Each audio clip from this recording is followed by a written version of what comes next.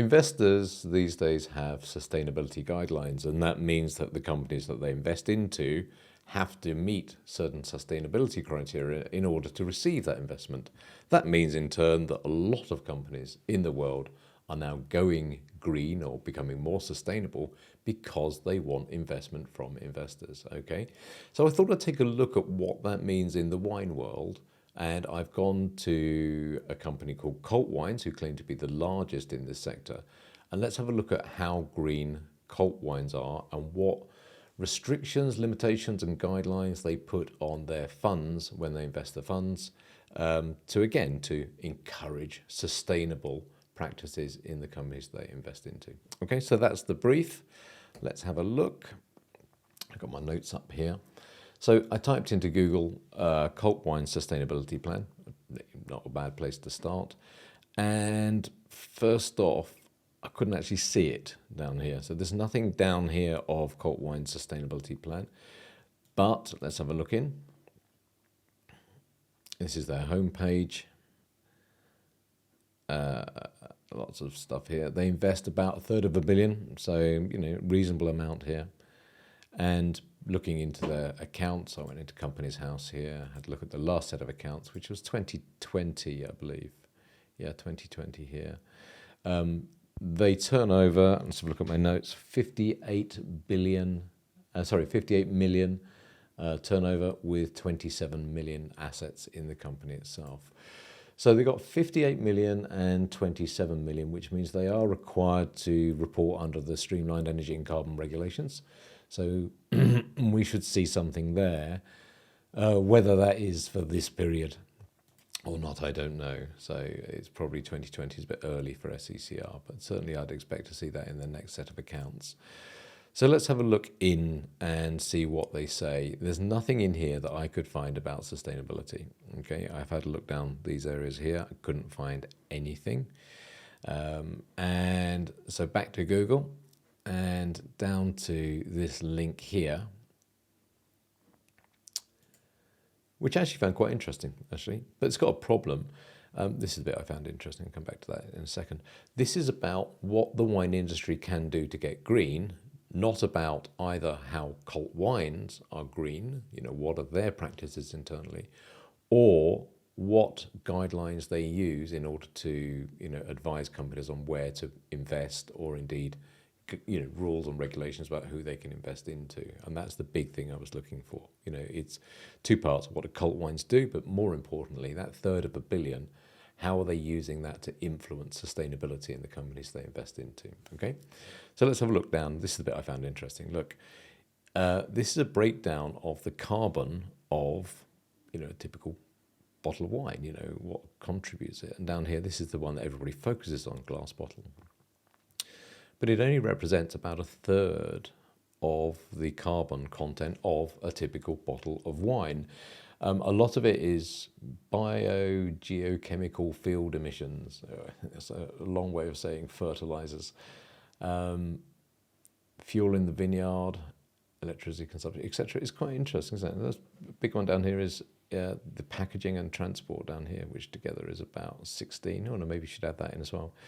So that's 9, that's 22% is to do with the packaging and transportation. And down here, they've got various things in here. Note that study, by the way, is 2011, so it's quite old, but still the best one I've seen. But they've got a lot of initiatives down here about how the wine trade itself can improve.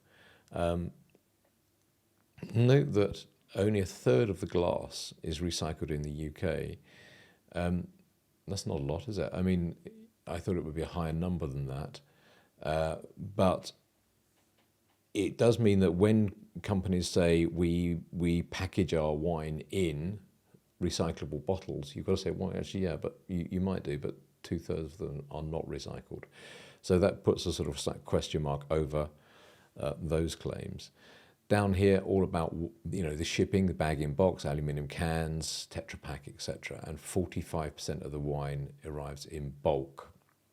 That generally means massive, great big containers with 32,000 litre polythene bags inside, that sort of thing. And very, very common, 45 or about half, isn't it really, in the UK.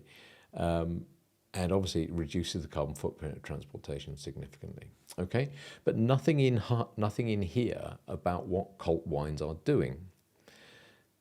They've got the carbon neutral plus certification from Carbon Footprint. Well, that's okay, isn't it? And down here they've got 251 tons of emissions. Again, that's compared to the other companies we're dealing with, that's about on par, isn't it? I mean, just having a look at some of the others. Yeah, it varies about what people include in the carbon footprint, but that's not a huge number, I don't think. And I went back here into Google, and there's one of these cult wines awarded the Carbon Neutral Plus certification, where it says it's actually offset 475 tons, i.e. more than it needed to. But here's the problem, Mr. Tom Gearing. Here's the problem. You can't just write a check. You can't say we're green because we offset 475 tons. There's no plan. There's no credible plan in here about saying, look, we are going to get green. We are going to become a green company. This is what we're doing. If there is, I couldn't find details of it. In terms of the amount of money, carbon offsets in the UK typically cost, at the high end, £40-50 per tonne for a really good quality project, right down to around about £5 a tonne for the less good quality projects. So in terms of the cost of this, they have offset, hats off, at least they've done it, but they've just written a check out to someone for, I don't know, let's call it, say £20, so that would be to about £5,000 or something like that sort of cost. And that's what they've done, and I think there's more that could be done. And it brings me on to the scores. Let's have a look. I've got my notes up here. Detail, 1 out of 5. I couldn't find the detail. Quality of plan, 0 out of 5. I couldn't find a plan. Simple as that. Actions taken, well, they've done something. They've got accredited, so that's something there. And 2 out of 5 for the accreditation. Transparency and effort, 1 each for both of those. I mean, I think it's being generous. So overall, 5 out of 25 for cult wines. And rather disappointing. I would hope that as an investor, responsible investor of people's money, they would be promoting the green cause a little bit more than I see in here that they have done. Okay, so I hope that was useful, and I'll see you next time.